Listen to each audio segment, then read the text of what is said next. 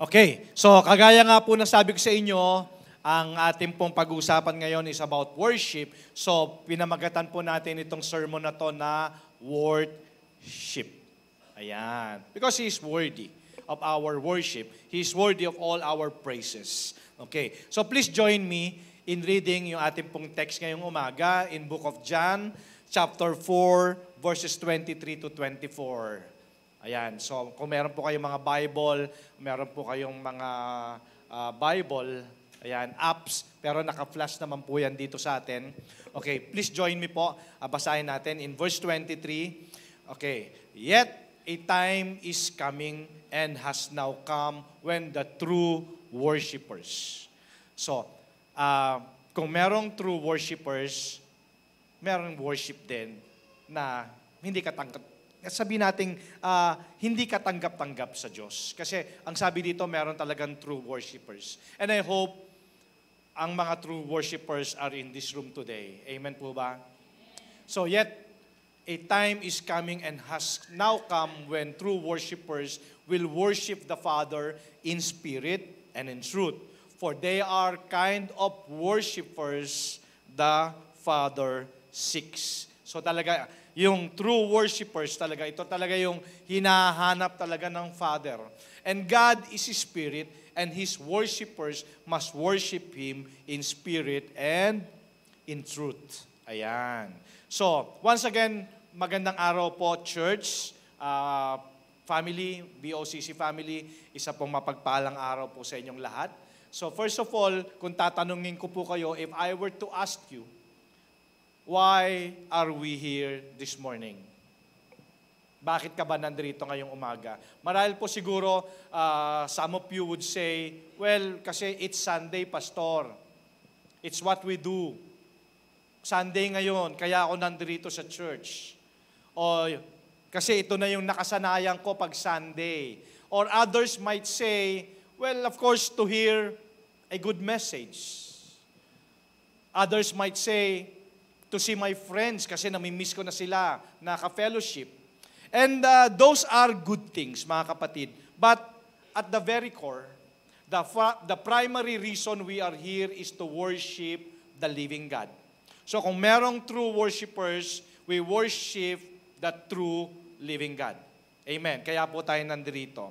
Pero, church, if we're honest, how many of us have found ourselves in this room, nandito ngayong umaga, singing, kumakanta tayo, singing the songs, nakikinig tayo ng word, even bowing our heads in prayer, pero yung puso natin, while our hearts are a million miles away. Kung magiging honest lang po tayo. Kasi ang sabi ng Matthew chapter 15 verse 8, because it's possible.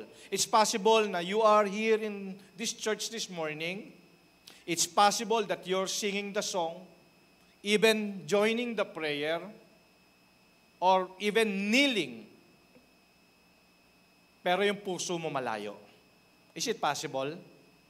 Sabi ng Matthew chapter 15 verse 8, these people honor me with their lips. Baka mamaya sa bibig lang yung pag-honor natin, pero malayo yung puso natin sa Diyos. But their hearts are far from me. So, paano natin ito nasabi? Na possible na nandito tayo ngayong umaga, inaawit natin yung lyrics ng song, even we join in prayer, pero ang nasa isip natin, yung lunch natin mamaya, di ba? Saan ba ako magla-lunch mamaya?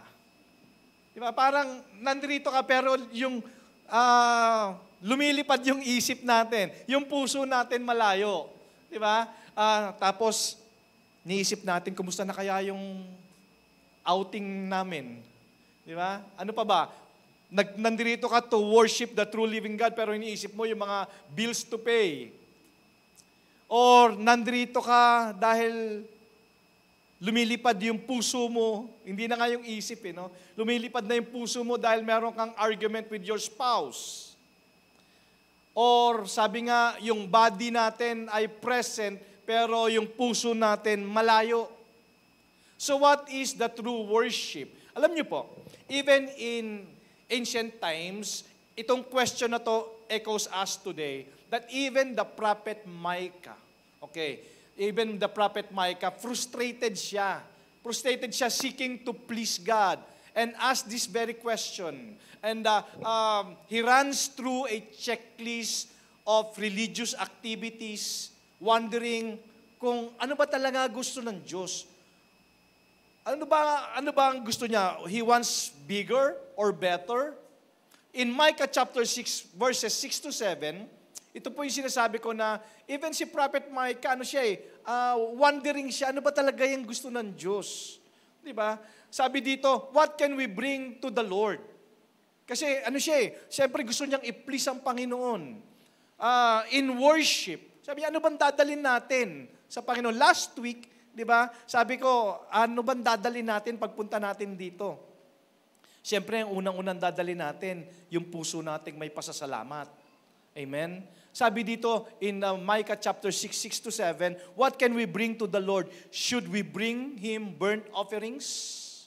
Should we bow before God Most High with offerings of yearling calves? Should we offer Him thousands of rams and 10,000 rivers of olive oil?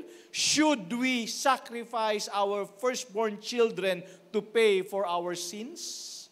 So, it's the ancient version of asking, Lord, ano bang mas gusto mo?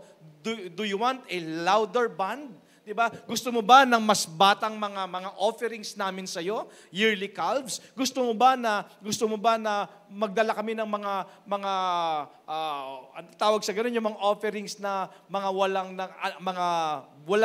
walang spots? Di ba? So, ito po ay katanungan din ni Micah na sa atin ngayong umaga, tayo rin po dapat ay malinaw sa atin bakit tayo nandito today. Sabi natin kanina, well, the very reason kaya tayo nandito today is to worship the true living God. Okay? So, hindi po tayo nandito because of ritual or duty or routine. Importante po na maliwanag talaga sa atin bakit tayo pumabalik-balik dito every Sunday. At mas lalo po natin mauunawaan itong point ko as we go along with this message. Kaya today, I want to talk about closing that gap. Kasi talagang marami tayong katanungan Ano ba ang gusto ng Panginoon? Gusto ba ng Panginoon yung magandang boses? Gusto ba ng Panginoon yung mas malakas na band? Gusto ba ng Panginoon yung magdala ko ng maraming offerings? Di ba? So I want to close that gap ngayong umaga. And I want to talk about what it means to move from being a spectator in worship to being a participant. Okay. When we talk about worship, dapat nasi-shift tayo from being a spectator to being a participant. When I say spectator, yung ganun na lang ba, pagdating mo dito, Sunday in, Sunday out, every Sunday, wala ka na lang ginagawa, talagang punong-puno, napuspos na yung katabi mo ng pag-worship, tapos ikaw wala kang ginawa kundi maging spectator. Dapat nagpa-participate tayo. Ikaw mismo nagpa-participate ka sa worship. Amen? Alam mo, paano mo malalaman kung ikaw ay spectator lang? Paano? Napapansin mo lahat ng katabi mo. Pag merong voice na, may small voice ka na narinig na, tingnan mo yung katabi mo, pataas-taas pa ng kamay. Napaka-ipokrito naman. Tama? Spectator ka nun. Kaya talaga maganda talaga pag nag-worship ka, pikit mo lang mata mo Kasi this is not about you. Pag sinabi natin this is not about you, this is about Him, our God. This is about Jesus. Diba? Come as you are. When you worship, kasi sometimes ganun pagdating natin dito, nandun pa yung mga guilt feelings natin Diba? Nako, hindi ako mag-worship, hindi ako magtataas ng kamay kasi ang dami kong nagawang kasalanan sa Panginoon. But this is not about you. Diba? Amen? This is about Him. Diba? This is about Him. At sabi ko nga, dapat ma-shift tayo from being spectator in worship to being a participant. So to worship God, not just with our lips, but with our whole hearts. Kaya, ulitin ko po, manonotice mo yan. Pastor, paano ko malalaman kung ako ay spectator? Ayan ka lang, para kang tuod. Alam niyo yan? Yung para ka lang nanonood ka sa sine, pinanonood mo yung mga tao sa paligid mo. Ayan. Tingnan mo yung katabi mo. Sabi mo, yan ha, parang ikaw yan. Diba? Tapos pakikialam mo pa kung paano mag-worship yung nasa tabi mo. Gets nyo?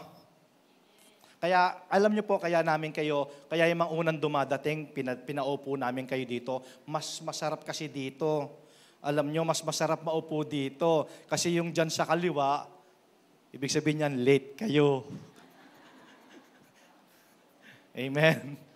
Hindi po. Pero, sa totoo lang, tinan nyo ha, Kanina sa incubation namin, we were talking about yung intimacy. Di ba? Intimacy in the presence of God. Yung talagang intimate ka, tapos, napansin nyo na ba yung talagang puspos ka, na worship ka. Ito ha, listen ha. Kaya di ba, worship ka. Tapos, talagang halos parang nasa langit ka na. Tapos bigla may babangga sa'yo, excuse me.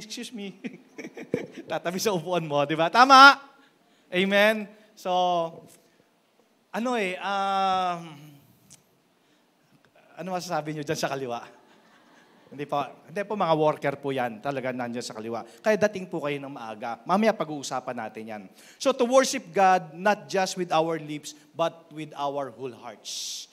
So, pilitin mo yung sarili mo to shift from being spectator to a participant. Okay? So, let's go to point number 1. Worship is more than a song. Napag-usapan natin ito last week. Gusto ko lang po itong balikan. So, kadalasan, we worship dito sa church in just 30 minutes of singing. Kakala natin, okay, ang worship lang sa church, 30 minutes. Okay. And at the beginning of the service. But the worship is so much more.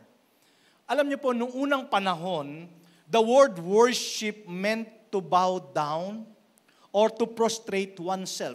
Ibig sabihin, pag binasa mo ang Bible, how people worship God, nakapatira pa nga sila eh. Nakadapa pa nga sila eh. Diba? Yung face nila on the ground, downward. It means to attribute yung kanilang adoration, yung kanilang reverence and submission. Diba? Pero ngayon, sa totoo lang, diba, sayang eh. Sayang, nandirito ka na rin lang naman, diba? Talagang yung katabi mo, puspos na, ikaw nagse-cellphone pa. Tama? Amen, bato-bato sa langit, pag tinamaan, ikaw na yon. Pero, church, gusto ko lang i-share sa inyo na nandirito ka na rin lang eh. Di ba? Si Lord naman talagang dahilan ba't nandirito ka eh. Nag-worship ka eh. So ayusin mo na. Amen? Para naman kasi sabi nga kanina, yun ang hinahanap ng Father eh. The true worshipers. Kasi pwedeng nandirito ka. Sayang. Naggas ka, namasahe ka, di ba? Nagplantsa ka ng damit. Pagdating dito, magsi-cellphone ka lang din naman. O kaya matutulog. Di ba? Kaya sabi ko nga, medyo initan nyo nga yung aircon. Huwag nyo masyadong lalamigan para hindi makatulog. Amen? So, pero church, noong unang panahon talaga, pag binasa mo, ang worship talaga is an attribute to worship sa isang king or sa isang deity. It was an act of total submission and adoration. So when Jesus tells us the greatest commandment, di ba? What's the greatest commandment? In book of Mark, chapter 12, verse 30, love the Lord your God with all your heart, with all your soul, and with all your mind, and with all your strength. So, he's describing a holistic, ibig sabihin, yung kabuuan, full-bodied worship. It engages every part of our being. Kasi pag binasa mo itong passage na to, nandyan yung heart, nandyan yung soul, nandyan yung mind, nandyan yung strength. So kasi yung heart natin, mga kapatid, yan yung center of our emotions. Yan yung nararamdaman natin. Our passions and our affections. So, when we say worship God in spirit and in truth, He's describing a holistic, full-bodied worship. Diba? Yung heart dapat natin nagwo-worship yan. Diba? Love the Lord your God with all your heart, with all your soul. And our soul is the very core of our identity, our will, our life. The mind is our intellect, our focus, our thoughts. The strength is our physical energy, our actions, our resources. Di ba? Kaya nga tayo po, nagkakaloob din tayo. Di ba? Hindi lang yung ating kalakasan, even our resources. Nagwo-worship yan sa Panginoon. So worship then is the intentional act of directing all of that. Our passion, our identity, our thoughts, and our energy towards God. So it's not just about feeling a certain way. Di ba? Kasi minsan gusto lang natin mag-worship dahil maganda yung pakiramdam natin. Gusto natin mag-worship kasi blessed tayo. Di ba? Kaya nga meron mga nag-church lang pag birthday eh. May kilala kayong ganon? Yung mag-church dahil birthday, once a year?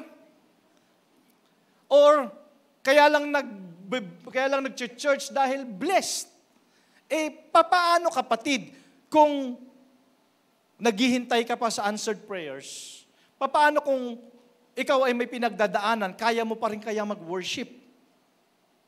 Then that's the good question. So it's about offering all that we are to the one who is worthy of all. Ito siya sabi natin, worship. Diba? He's worthy. Hindi dahil hindi nakabase sa pakiramdam natin kaya tayo mag-worship. Diba? Ayoko muna mag-church kasi hindi maganda yung damdamin ko. Naku, napakarami ko na pong ganyang na-encounter. Hindi muna ako mag-church kasi may pinagdadaanan ako. Church, wag mong antayin maging perfect ang sitwasyon bago ka mag-worship kay Lord. Kasi believe me, hindi magiging perfect ang sitwasyon mo. But when you worship God, anuman ang kalagayan, anuman ang sitwasyon, si Lord ang bahala sa'yo. Amen? So that's point number 1. Point number 1 again is, worship is more than a song. Diba? It's more than a song. We worship God because we love Him. Because He first loved us. And point number 2 is, the battle of the heart. O the battle for the heart. So, bakit nga ba? Why is wholehearted worship so difficult? Bakit? Because our hearts are a battlefield.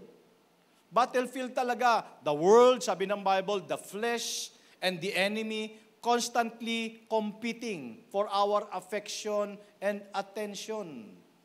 Because the heart is the center of our emotions, our passions, and affections. Diba? Kaya pala ang hirap mag-worship wholeheartedly. Kasi itong heart na to, battlefield ito eh. Diba? Meron laging kakompetisyon si Lord. Itong heart na to, yung ating passion. Diba? Sabi natin noong mga nakalipas na linggo, importante sa atin yung mga bagay na binavalue natin. Amen? So yung passion natin, minsan mas pinahahalagahan pa natin yung mga passions natin. Mas pinapahalagahan pa natin yung mga affections natin. Even yung attention natin. So kaya ang heart natin talaga ang battlefield. Bigyan ko kayo ng isang illustration. Think about a radio. Yung radio frequency. So, isipin mo na itong radio frequency na to, God is broadcasting on a clear, powerful frequency. Diba? Ano na ba kayo ng yung radio na napaka-clear nung frequency niya? Diba? So, pagka clear ang frequency, ito yung ginagamit na this is just an illustration. Ito yung ginagamit ng Lord para i-speak niya yung kanyang word to us. Diba? So, but there is so much static. Dito na pumapasok yung sinasabi natin kanina. Kaya ang heart talaga is battlefield kasi mayroong competition talaga. Anything na gagawin mo patungkol sa Panginoon, meron talagang competition. Meron talagang opposition. Even kanina, very example, bago ka pumunta sa church, baka kagabi pa lang, Di ba? Kagabi pa lang may opposition na. Papunta ka pa lang dito sa church, baka may opposition na. Di ba? So, baka kagabi pa lang, masakit na ulo mo. Sinasabi sa'yo, huwag ka mag-church bukas, masakit ulo mo. Di ba? So, anything na gagawin mo patungkol sa Panginoon, meron talagang competition. Okay. Now, katulad nga ng isang radio, meron siyang powerful frequency, and itong frequency na to, ginagamit ito ng Panginoon to speak through His Word, through creation, through the stillness. But there is so much static. Yung static na yun, yung ibig sabihin nito, yung yung pag clear naman yung frequency, pero naririnig mo puro, gano'n, di ba? Nung bata kami, sa ito mausapang TV naman, sino dito yung nakaranas na pinaakyat ng nanay niya, tatay niya sa bubong para punasan yung antena? Dahil lang nakikita mo puro snow. Naranasan nyo yan? Madalas po namin naranasan mga bata. Napakapalad mga bataan ngayon. Meron na kayong mga Netflix, ha? May mga na kayo. Tawag ngayon yung signal na. Pero nung bata kami, kita nyo naman, ha? Pero in radio frequency, parang hindi mo marinig mabuti yung stillness ng voice ng Panginoon kasi may static. So, yung static na yun yung static of worry. Kaya pala yung heart natin hindi makapag-worship, di ba, wholeheartedly. Kasi habang nag-worship ka, nandun yung mga worriness. Di ba, the static of distraction, ang daming distraction. Di ba, sabi ko sa inyo kanina, sa puspos ka na ng pag-worship, tapos biglang may babangga sa'yo, excuse me. Di ba? The static of past hurts. Hindi ka makapag-worship kasi nga, hurting ka eh. There's so much pain, di ba? Kaya nga sinasabi ko, this is not about you eh. I know there's pain, I know there's problem, pero nandirito ka, and it's not about you. It's about Him. Diba? Kaya tayo nandirito. Yun yung static natin eh. The static of loud, blaring noise. The static ng mga to-do list natin. Diba? Habang nag-worship ka, naalala mo, naku, ano nga ba yung mga gagawin ko? Diba? Ang daming competitions. Kaya ang heart natin hindi makapag-worship wholeheartedly. So when we walk into this sanctuary, we don't automatically shut off the static. Ayun, yun ang problema. Pagdating mo dito sa church, dala-dala mo pa yung mga statics na yun. We bring it all in with us. Yun ang problema. Kaya, di ba, si Prophet Micah, yung binasa natin kanina, Lord, anong pwede namin dalhin sa'yo? Ang nadala, yung mga static. Amen? Are you getting this? May natututunan po tayo. Kasi, church, mahirap kasi na nandirito dahil nakasanayan lang natin. Dapat alam mo ang dahilan, bakit ka nandirito? Amen. Kaya sabi ni Prophet Micah, Lord, anong pwede namin dalhin sa'yo? Di ba? Anong pwede namin i-offer sa'yo? Alam mo yung mga static na yan ng life natin, yung mga worriness, distractions, past hurts, di ba? Alam mo, alam ito ng psalmist eh. The psalmist understood this battle. In Book of Psalms, chapter 42, verse 5, di ba? Sabi dito ng psalmist, why my soul are you downcast? Why so disturbed within me? So, totoo talaga eh. Totoo talaga na nandun talaga. Sabi nga, hurts are real, problems are real. Totoo po yun. Hindi ko sinasabi na ako perfect, wala akong pinagdadaanan, wala akong problema. Pero alam ko kung kailan ko siya kailangan set aside. Alam ko kung kailan ko dapat isantabi dahil nandirito ako para i-worship ang Panginoon. So, dito sabi ng Psalms 42 verse 5, why? My soul, are you downcast? Diba? Why so disturbed within me? And then He gives the solution. Put your hope in God. So, He's preaching to himself. He's commanding his soul to focus on the character of God. Sabi nga, di ba, sabi sa Tagalog, bakit nga ba ako nalulungkot at nababagabag? Meron ba ngayong umaga nalulungkot dito? Ang lalim no, downcast, nababagabag. Di ba? Totoo naman talaga. meron sa atin ngayong umaga dito, pumasok ka, nalulungkot, downcast, nababagabag. Dapat magtiwala ako sa inyo. O see, siya rin yung nagbigay ng solusyon eh. Purihin ka o pupurihin ko kayong muli, aking Diyos at tagapagligtas. So, the key to wholehearted worship is to consciously, deliberately, intentionally tune our hearts to God's frequency. Church, it's a choice. It's always a choice. Pagpasok, bago pa lang dumating dito, yes, problem is real. Yes, bagabag is real. Yes, kalungkutan is real. Pero it's your choice to tune your heart to God's frequency. Amen? Kaya yun yung problema. Kaya pagdating sa church, sabi nga nila, well, totoo naman yung pastor. Ang church ay lugar talaga ng mga may sakit. Totoo yun. Pero lugar din ito kung saan kakayang pagalingin ng Panginoon. So, you need to intentionally tune your hearts to God's frequency. Kaya hindi makapag-worship ng wholeheartedly kasi habang ikaw ay nagwo-worship, nakataas na yung kamay mo nagwo-worship, iniisip mo pa yung mga problema mo. Set aside. Tune mo yung heart mo wholeheartedly sa Panginoon, yung frequency ng Lord. So that's number 2 point. And point number 3 is the practical postures for a whole heart. Okay. So paano ba natin to gagawin? How do we practically worship with our whole heart this morning? So, let me suggest 3 postures. Okay. Kasi sabi natin kanina, point number 1, worship is more than a song. Akala kasi natin, ang pag-worship, ayun lang, pag-worship lang, 3 kanta, 30 minutes tayong kakanta, worship na yon. So, it's not. Okay. So, worship is not or is more than a song. Point number 2, the battle for the heart. Ang problema talaga, mga kapatid, yung heart talaga natin. Nahihirapan talaga siya mag-worship wholeheartedly kasi maraming mga statics. Okay, so tune natin yung heart natin sa frequency ni Lord. Okay, kapatid, sabi ko nga, sayang, 1.5 hours lang naman yung ating service. Tatagal minsan ito ng 1:45. Matagal pa yung nanood ka ng Titanic. Tama?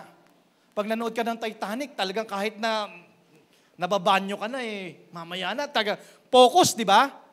Focus. Pero pag nasa worship tayo, dapat ganun din tayo. Focus din tayo. Amen? May natututunan? Okay. Punta tayo sa point number 3. Pag-usapan natin practical naman. Postures for a whole heart. Paano natin ito gagawin? First, church, ito meron akong suggestion sa inyo. Prepare your heart before you arrive. It's very important. Bago ka dumating sa church, handa na yung puso mo. Ang wholehearted worship, hindi yan pagsimula ng worship service. Sa bahay pa lang, nagsisimula na yan. Amen. It starts on Saturday night, actually. Sino dito yung kagabi pa lang nag-aayos na ng damit? Ha? Di ba kagabi pa lang? Bakit ka nag-aayos ng damit? Kasi nagpe-prepare ka for a divine worship appointment. Tama? So sa bahay pa lang nagsisimula na yan. It's a choice to go to bed at a decent hour. Ang aga, imbis na manonood ka pa kagabi, pinatay mo na yung TV, matulog ka na umaga kasi meron kang divine worship appointment. Tama? So first of all, church, bago ka pumunta sa church, piniprepare mo na yung heart mo. Sa bahay pa lang, kagabi pa lang, inaayos mo na yung damit mo, di ba? Matutulog ka ng maaga, at mas maganda kung i-resolve mo yung conflict mo kung kahit kanino man. Meron kang conflict sa asawa, conflict sa kaibigan, at least, di ba, yung puso mo masaya pagdating mo sa church. Amen? Amen ba? Amen. And syempre, yung wag mo kakalimutan yung daily quiet time mo kay Lord paggising mo mamaya. Amen. So, tapos, inihahanda mo na yung sarili mo. Sasabihin mo kay Lord, Lord, meet with me tomorrow. Encounter mo ko. Speak to me. Lord, I want to offer you my whole heart. So, ang ibig sabihin niyan, you will come to church with an expectation, not just a routine. Amen. So, ganun pala yun.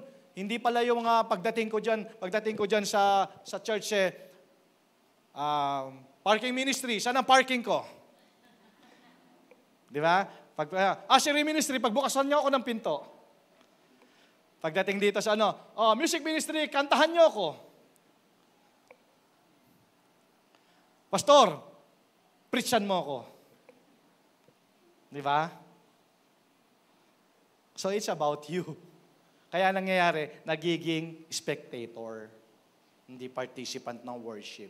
So that's number 1 na. Number 1, I suggest, sa bahay pa lang prepare na kayo para sa wholehearted worship. Second, engage mo your whole being during the service. Worship is not a passive activity. It's an active offering.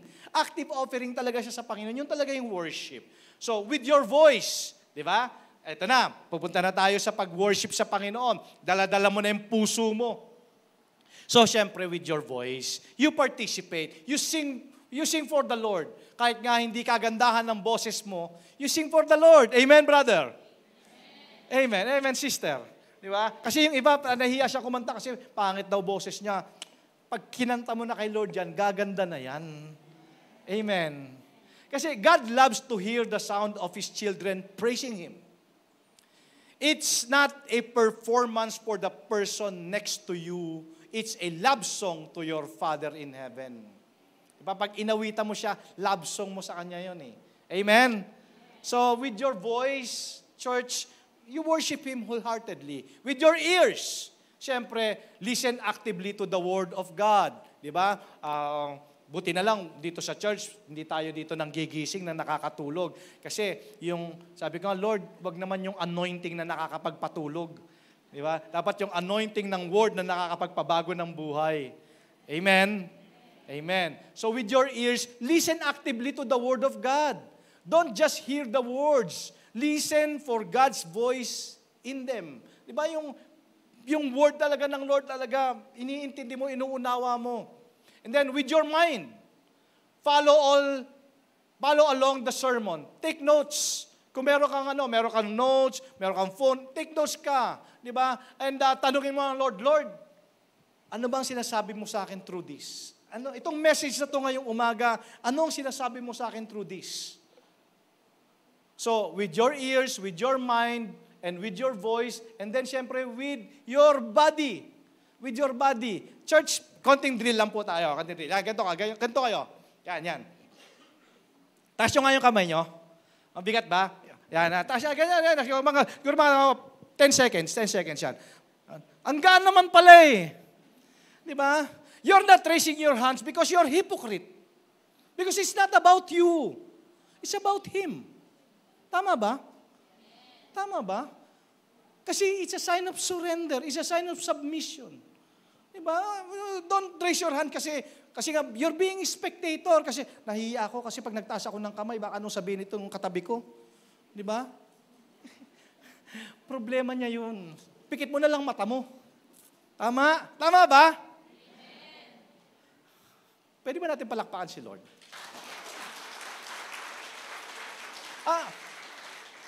If you feel led by the Holy Spirit, pikit mo yung mata mo para walang distraction. Sa totoo lang talaga, dami talagang distraction. Yun yung sabi ko kanina eh, gustong-gusto mo na itaas yung kamay mo, nga lang static. Baka anong sabihin nila? Diba? Anong sabihin nila? Nakakahiya.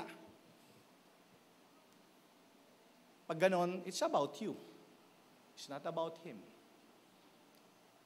Kasi alam niyo po, when you worship God wholeheartedly with your body, even lifting your hands or kneeling during prayer, the physical act can help focus a wandering heart. Yung lito at saka ligaw na puso, napofocus yan nare-refocus yan. Amen? So, kaya, yung mga ang bibigat ng nag-deodorant naman siguro kayo, no? Wala naman sigurong problema. Diba? Ulitin ko, alam mo, I know. One of the reasons kaya nahihiya ka na i-worship God wholeheartedly with your body, even raising your hands or lifting your hands, kasi you feel pakiramdam mo sarili mo, guilty ka and you're hypocrite.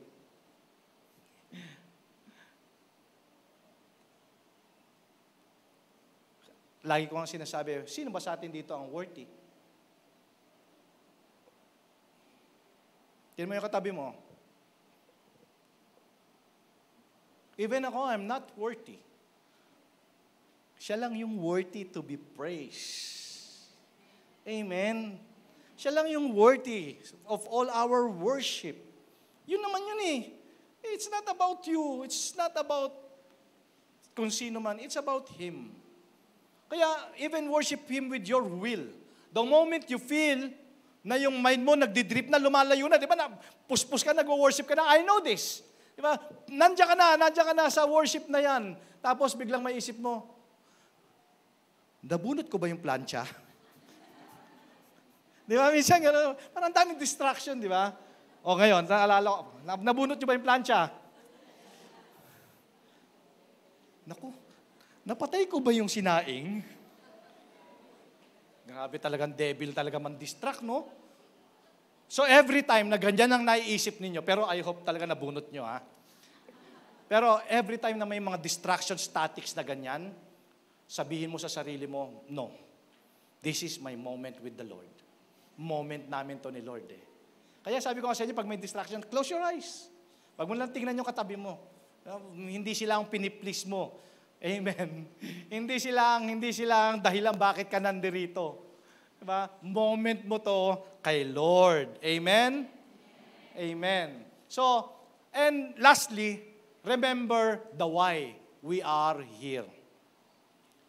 Sabi natin kanina, worship is more than a song.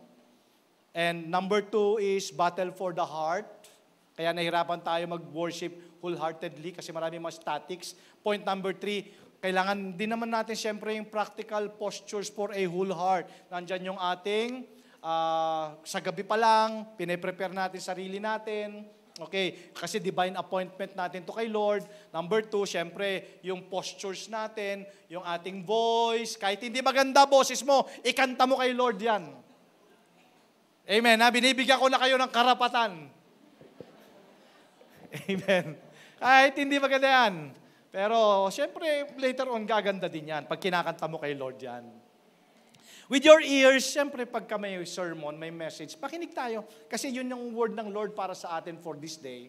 And with your mind, di ba, sabihin mo, Lord, anong mensahe mo sa akin para today? Di ba, anong gusto mo iparating para sa akin? And then, siyempre, with your body. Worship natin ang Panginoon natin with our body, lifting your hands or kneeling during prayer as the Spirit led, di ba? And then with your will, pag sinabi ng small voice na, naku, ganito mga statics, no, sabi mo sa kanya, no. Moment ko to kay Lord. And syempre, lastly, remember the why we are here. Our worship is a response. Remember last week, di ba? We've learned na that at its core, worship is a response. At the most fundamental response to a God of grace is thanksgiving. Ito yung lagi nating sinasabi. Response ito. Kaya ako nandito to worship the true living God. Kaya ako nandito para pasalamatan ng Diyos. Sa lahat-lahat. For everything sa buhay ko.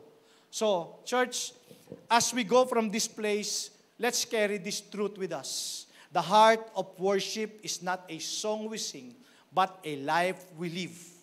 It begins not with a request, but with a thank you.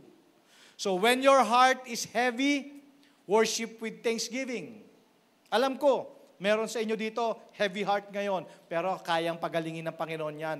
Worship Him with thanksgiving. When your heart is joyful, worship with thanksgiving.